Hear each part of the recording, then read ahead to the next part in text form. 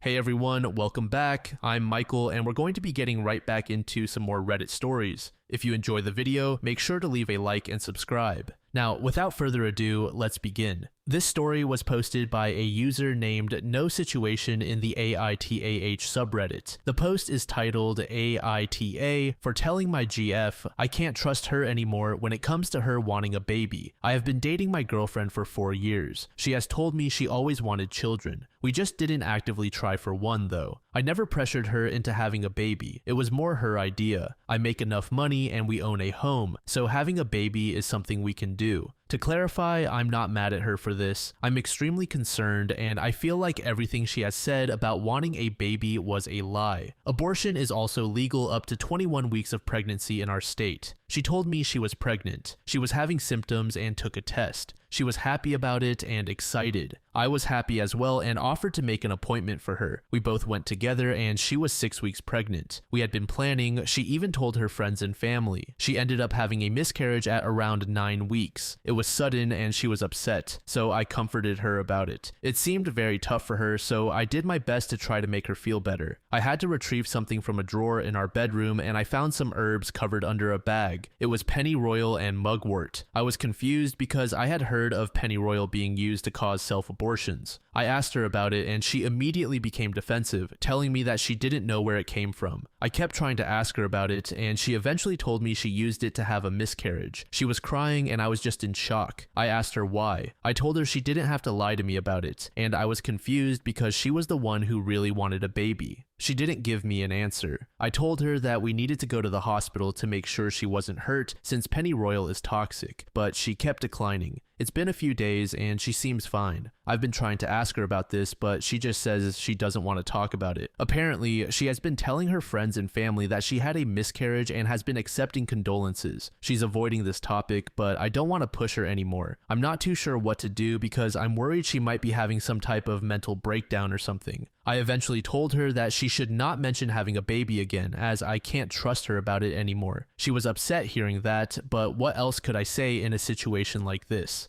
This might make me seem like a terrible person, but in the back of my mind, I've been thinking that she might have done this for attention from her friends and family. I don't know what to do, and I feel like a horrible person for even thinking these things. Edit, I'm thankful for all the information on the herbs and all of the advice. I can't comment for a few hours because I'm going to be away from Reddit, but I am going to talk to her tonight. Tomorrow, or whenever everything has calmed down, I will provide an update. User Savina the White said, not the asshole. Speaking as a professional herbalist, pennyroyal in particular can indeed cause damage to the liver or kidneys, depending on the quantity and potency of what she consumed. Mugwort is less toxic, but has been known to cause miscarriage as it significantly affects hormone levels. I highly suggest getting a checkup and mentioning the ingestion of those herbs and how much she took. That said, this is a relationship-ending decision. While your partner has every right to decide to terminate an unwanted pregnancy, she lied to you, concealed her decision to use a do-it-yourself abortifacient, and then accepted condolences for her miscarriage that she probably caused. This indicates a level of mental health issues that are not safe for any future family plans, let alone the loss of trust for having deceived you to such a degree over such an important life-changing event. She needs therapy, and you need to leave this relationship or choose never to have children. If she decided at a later time in the pregnancy to take herbs like this, there's a serious risk to both her and a possible child. Just because something is natural doesn't make it safe. Hemlock is natural. Cyanide is natural. I can name 20 plants that could kill you or make you wish it had. That's why you need to talk to a qualified herbalist before concocting a potion. Seriously, you need to leave this relationship. It's not safe and she can't be trusted. To this, OP said, thank you for this. She won't even tell me how much pennyroyal she has taken, but she did tell me she drank around 8 strong cups of mugwort. I'm guessing she's worried I would call an ambulance on her or force her to go to the hospital if she told me how much pennyroyal she has taken. I didn't see exactly how much pennyroyal is left since I didn't get a close look. I'm going to have to recheck in the drawer. I really don't know why she won't tell me. You're right. I think I need to end this relationship, but it might be a mess. I'm going to talk to her tonight whenever I'm not busy. User You Say What Now said she needs therapy, and she needs it right now. On one hand, she is insisting to you that she wants a baby. On the other hand, she deliberately took drugs to cause a miscarriage or abortion when she did get pregnant. This is not rational behavior, especially especially since the push to have a baby was coming from her, not you. In my opinion, it seems unlikely that this was done for attention. If that's what she wanted, she could more easily have faked being pregnant and then faked having a miscarriage by saying it happened when she was on her own. Update. Firstly, for some context, we have a Planned Parenthood that specializes in abortions just 5 minutes away.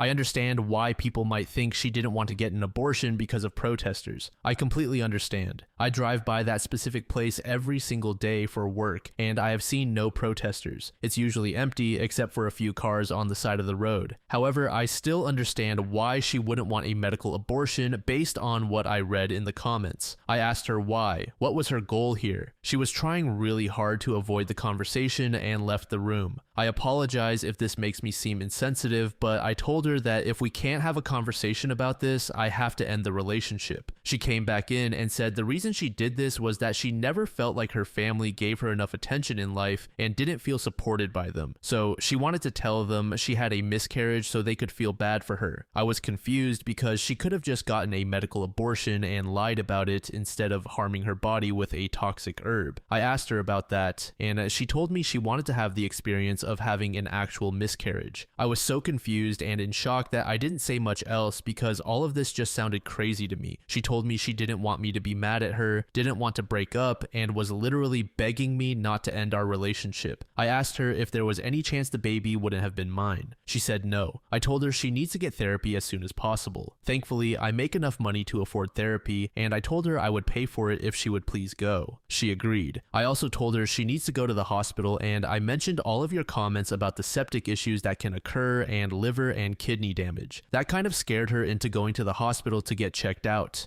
We went to the hospital last night and thankfully she is okay. Apparently, she drank around 1 cup of it a day for a few days. I found out she was also taking some other things, a high dose of vitamin C, turmeric, and parsley. That's pretty much it for now, but I'm not too sure where to go from here. I love her and I do want to be with her, but all of this is so out of the blue. Thanks for all of the comments on the last post. If anything else happens, I'll make another update. Update 2. A lot has happened since my last post and now everything is calmer. I'm hoping this will be my last update. Apologies as this is going to be long. In my last post, I told her she needed to go to therapy as soon as possible and that I would pay for it. I just hoped for the love of God that she would please go to therapy. That was the only thing I wanted. I haven't set up anything yet because she told me she doesn't want to go to therapy now. She said she will never do what she did again and doesn't believe she needs therapy. I went back and forth with her on this, but she was very insistent about not wanting any therapy. I told her I can't move on in this relationship if she doesn't go to therapy. She argued with me about it and said that if I loved her, I would stay in this relationship regardless and that it wasn't even that big of a deal. I was pretty upset hearing that because not only did she purposely miscarry the baby we planned for, but she also harmed herself for no reason and I can't even trust her anymore. I was thinking about telling her parents at this point and I accidentally brought it up out of concern for her mental health and my own frustration. She begged me, got on the ground and begged me not to tell her parents. I took her word for it because I didn't want her to lose her mind even more over this. I told her I absolutely have to leave this relationship. I said it isn't my responsibility anymore because this has honestly been making me lose my mind too.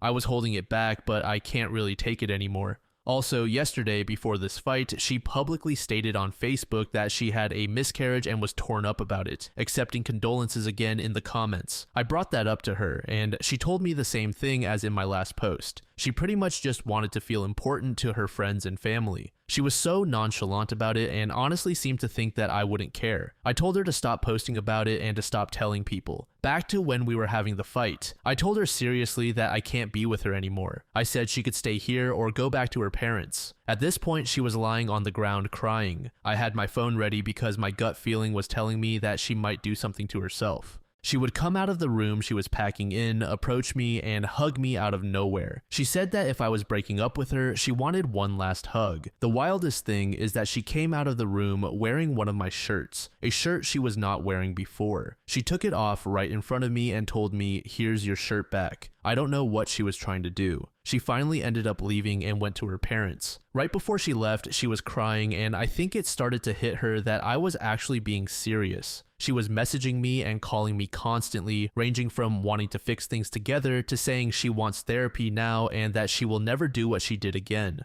I've been ignoring all of it. I realize this is not my responsibility anymore and her parents can take care of it. As I feared, apparently she did try to harm herself. Her mom messaged me about it. She said that her daughter is at the hospital and I'm assuming she is now on a hold because she tried to kill herself. She is physically fine. That is the last of it, and I'm thinking this will be my last update. I am not going back to her and I'm going to try to stop thinking about all of this and get a good lock for my door. Thanks for all of the advice on the last post. Edit, I am telling her parents now. If anything happens, I will just update here. Edit 2, I ended up telling her parents. I shared messages between me and her related to this situation, took photos of the herbs she used, and told them everything. Thankfully, they didn't accuse me or do anything drastic. They thanked me for telling them and said they would inform the hospital about what I told them. I'm not too sure what's going on at the moment or what's going to happen next since she is being held right now. I will update this if anything else happens. Final update. It's been over a month since this happened and thankfully things haven't been crazy. I was in pretty bad shock during this and it started to hit me, so I've been seeing a therapist about it. As for my ex, her mom has been updating me on her mostly because of how concerned I was for her. I was honestly thinking about blocking her entire family because I wanted to separate myself completely from all of them and never think about her again.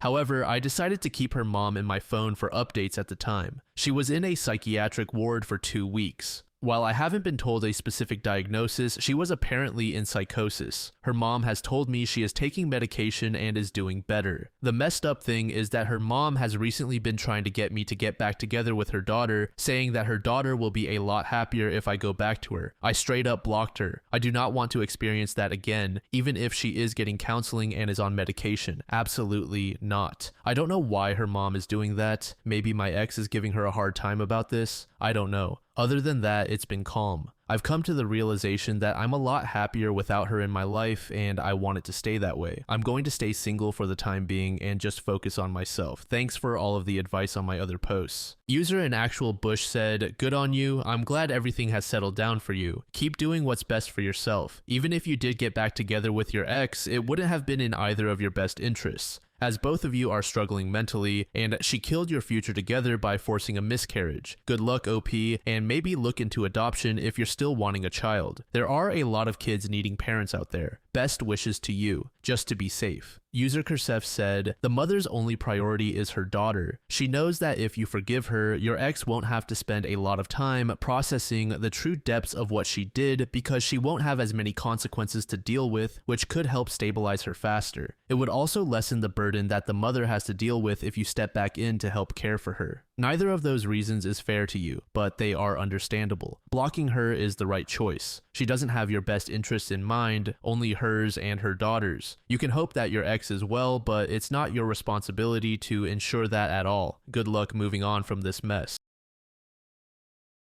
This next post was made in the Off My Chest subreddit by a throwaway account. The post is titled, "I am done and I am heartbroken. I have no one. I have been married for 15 years. I have known my wife since I was 8. We have 3 daughters together, 17, 14, and 11. I'm tired of feeling like I'm an outsider in my relationships with all of them. I'm just an ATM and taxi service to my kids. My wife hasn't kissed me in 6 months. She has not said that she loves me in 1.5 years. No matter how much I communicate, try to plan anything, or do anything, it is always shot down, forgotten, or dismissed. I don't get angry, I don't yell, I don't get physical. I like to splurge during birthdays and Mother's Day. I throw parties, give gifts, and try to show how much I love them. I get a lukewarm thanks, and if I'm lucky, a side hug that lasts for not even a second. This week was the breaking point. Father's Day. I woke up to an empty house. Odd. No note, nothing was written on the calendar, and nothing was said beforehand. I sent a text and got back, "I took the girls out for a spa day. Don't wait up." Then nothing. Literally nothing. Dinner time came around and they got home. When I asked how their day was, they said it was fine. I asked what they would like for dinner. "Nothing, we already ate at one of your favorite restaurants." Cool, whatever. There was no mention of it being Father's Day, no "I love you," no "how are you," nothing. Fast forward to Wednesday, which was my birthday. Nothing, literally again, nothing. I suggested plans, but they got shot down. I suggested food. Nope, shot down again. When I asked about watching a movie, they were all too busy. Now to Thursday night, I'm in bed and my wife is next to me. She rolls over and says in a dismissive tone, "Oh, your birthday was the other day. I guess you expect to have sex." That broke something in me. I said, "No, I don't expect sex. At this point, I don't expect anything anymore." Her response was, "What is that supposed to mean?" So I started asking her questions. When was the last time we shared a kiss? Like a week ago? Nope, it was in December during her parents' holiday party. When was the last time we had sex? The beginning of the year? Nope, wrong, it has been over a year. She was adamant that we did it in February. I was dealing with my mom's health and her passing, so I said something like, "You may have had sex, but it wasn't with me. When was the last time you said you love me?"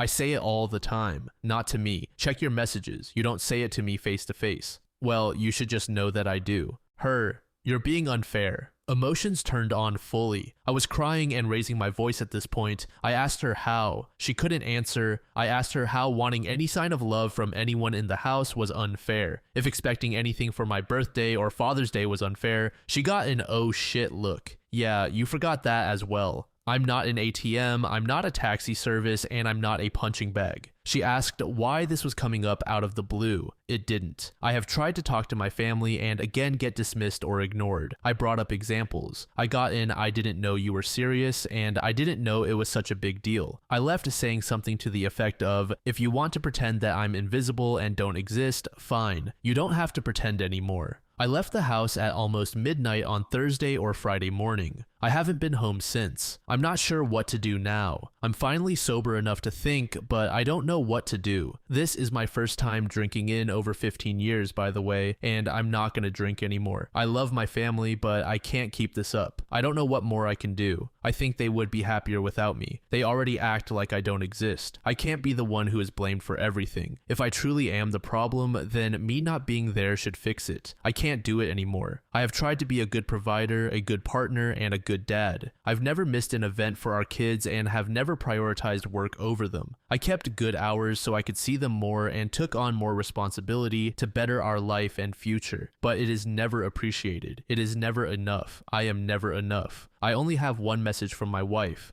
"I'm sorry for making you feel that way. We all love you and we are here for you when you want to come home and talk." That is it. No other messages, no calls, nothing from the kids. I feel like if they really wanted me there, they would try reaching out more. All of the kids have their own phones. I don't know what she told them. I'm sure they heard me raise my voice. Me raising my voice would have definitely gotten their attention since I never do that. I'm sure they heard me leave. I just don't know. Edit, thanks everyone. I did not think anyone would care. You have given me some hope and advice that I'm going to look into. I don't know how to respond to a lot of the comments. I'm going to try to figure things out more. I'm now 100% sober, so my mind is clearer. I'm going to start meeting with people on Monday and try to come up with options. User hating everything said, "This made me want to cry. I'm so sorry you are being treated this way. I can't imagine ignoring Father's Day or my dad's birthday. That comment your wife made about expecting sex was absolutely horrible. I hope things improve for you. You deserve it." User "This is ridiculous" 96 said, "I'm sorry. You sound like a great dad and husband and deserve to be appreciated. Men need affection too. It seems like your kids might have learned this behavior from your wife. I don't have any excuse for her. It really isn't acceptable. I hope you know deep in your heart that their coldness isn't a reflection of your worth. You are worthy of love and respect. Best wishes."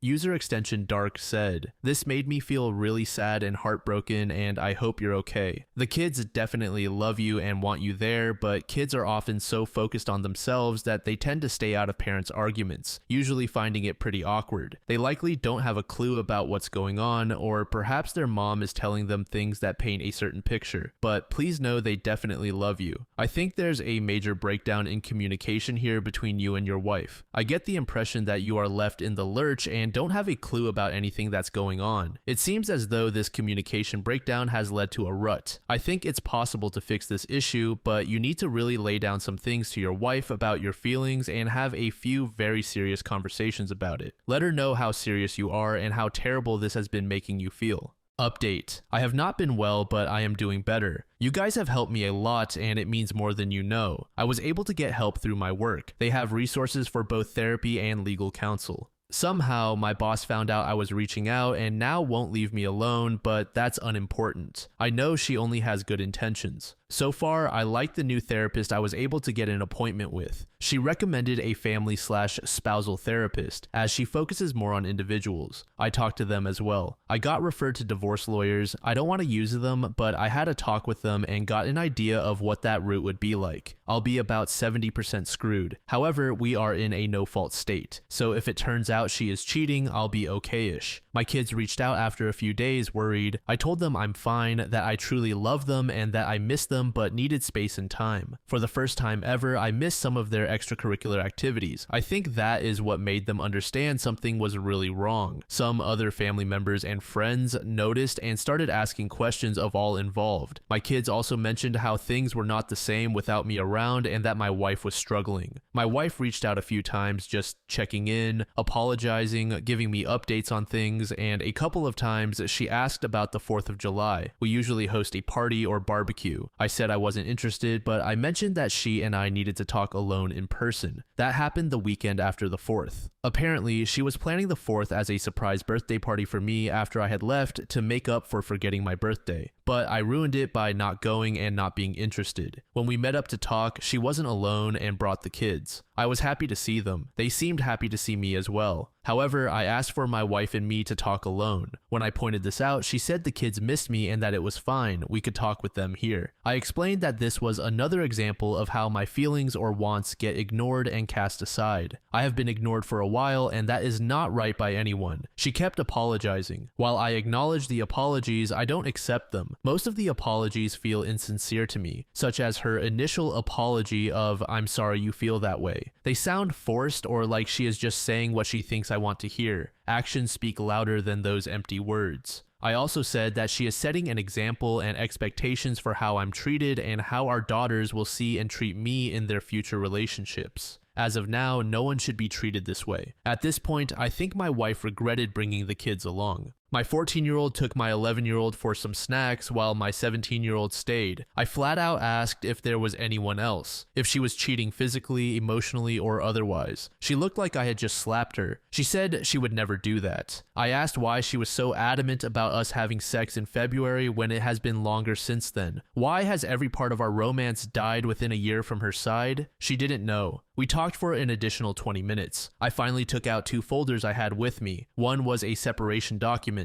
The other was therapist referrals for individuals and couples. I needed her to understand how serious I and the situation were. I asked her to look over each document and ask herself what she wanted, but she had to make the decision and schedule the appointments. I explained that I'm done living this way, and if she chooses to stay with me, then there are going to be major changes occurring both in our relationship and at home. I love the woman I married, had kids with, and built a life together with, but I don't know where she went. My kids came back and my 11-year-old was mad that I wasn't going back with them that night. I gave my wife time. She contacted me the next day, saying she had made appointments for herself and for us. She explained that she set up some bi-weekly individual therapy sessions and that we have our first couples therapy early next month. The reason for the wait was so she could establish and work on herself first. I have been using the Grey Rock method towards her since the initial incident, per yours and my therapist's recommendations, so it's still a work in progress. I'm not in as dark of a place as I was when I first posted. Some things are better than they were. I'm willing to put in the work, but it won't be one-sided. There is a plan moving forward, so that's a plus. I have been home for a week now, but am sleeping in a different room. Some changes have been put in place already, but time will be the real test. As a side note, on the second night of me being back, she actually tried to initiate sex, but I said no. It wasn't the time or place for that. We had a lot to work out before that can happen. As always, peace, love, and chicken grease. Final update. After the first post, I planned and almost committed to ending things that night. I kept going over and over it in my head. If I was gone, then their problems would be solved. They could move on with a new dad or husband who they would love more than me, who they would show more love to than they have shown me. I was the cause of everything that went wrong in their lives. My wife probably has a replacement who could just step in and be a real dad and husband to them. Something snapped me out of it.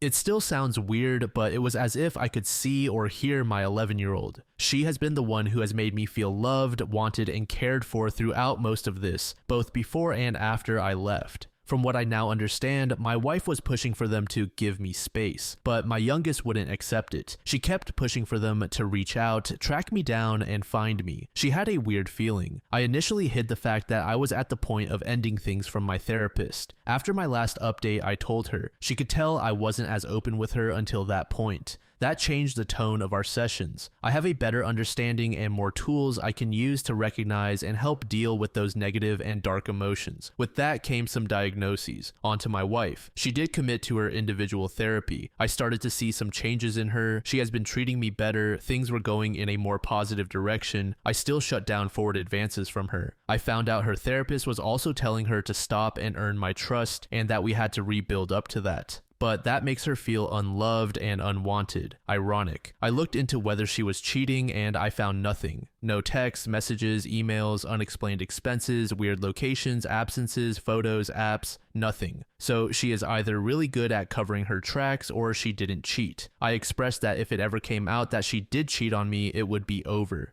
The first couple session was a long one. The first hour was individual with me, then my wife, then both of us together. It was useful and helpful, but not much more than that. The same was true for the second session, which lasted 2 hours together. The third session was a disaster. This was just after I opened up with my individual therapist about my self-harm thoughts. I just opened up to men and told them everything, where my head was at, my thoughts at the time, how close I came, what stopped me, how long I had thought about it, everything. My wife looked at me with a sense of horror. She started yelling and kept repeating, "How could you be so selfish?" The therapist calmed her down and I started talking again. I went deeper into how badly my wife and kids hurt me. There is no way she didn't know about Father's Day or my birthday. I still suspect that she has been cheating on me. The dark thoughts started after my mother passed away and my wife stopped being my wife. I don't know what happened to her. The woman I loved disappeared. She has been gone for a while. She checked out. My wife was loving, playful, honest, trustworthy, a fantastic partner, and the love of my life. I can't be with this stranger she has become. I just went off and unloaded. The therapist said we needed a break to cool down and meet back in 5 minutes. I walked out. I felt it was immature, childish, and a jerk move. When I cooled down enough, I saw that I had a bunch of missed calls and texts. My 17-year-old ended up picking me up since my car was at home. It was the first time that she saw me actively cry.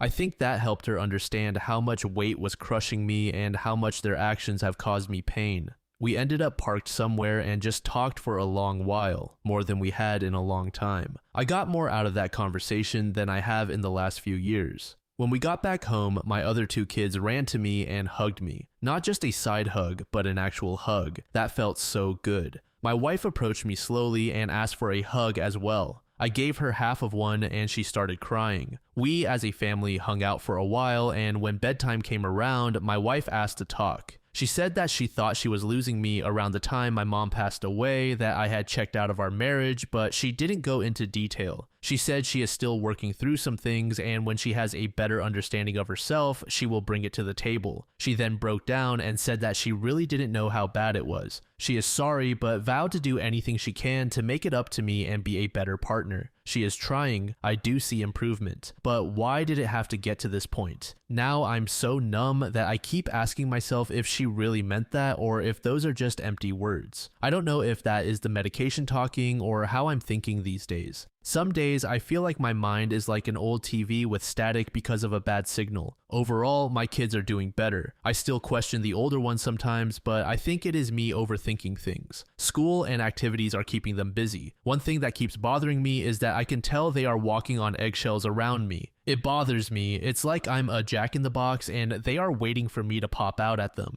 Therapy is helping overall, it just takes time. My therapist said it is like I've been an actor playing a character for so long that I don't know how to be myself. I don't know if that makes sense to anyone else, but I feel the truth in it. I need to find myself first and then work on other relationships. My wife and I did go on a date. She planned it and it was fun. I had a genuine smile, but in the back of my mind, I was wondering if this was for me or for us. I am not sure what will happen in the future. Time will tell. Thank you so much for making it to the end of the video, and thank you also to partner of the channel, GamerSupps. Use code DLAM to support the channel and get 10% off of your purchase, link in the description. I'm sure many of you like me have a hankering for daily caffeine, so go check them out. Lately, I've been a big fan of Titty Milk and Acid Rain, but they've got dozens of other flavors for y'all to try out. Anyway, thanks again for reaching the end, and I hope you all have an amazing passage of the next 24 hours.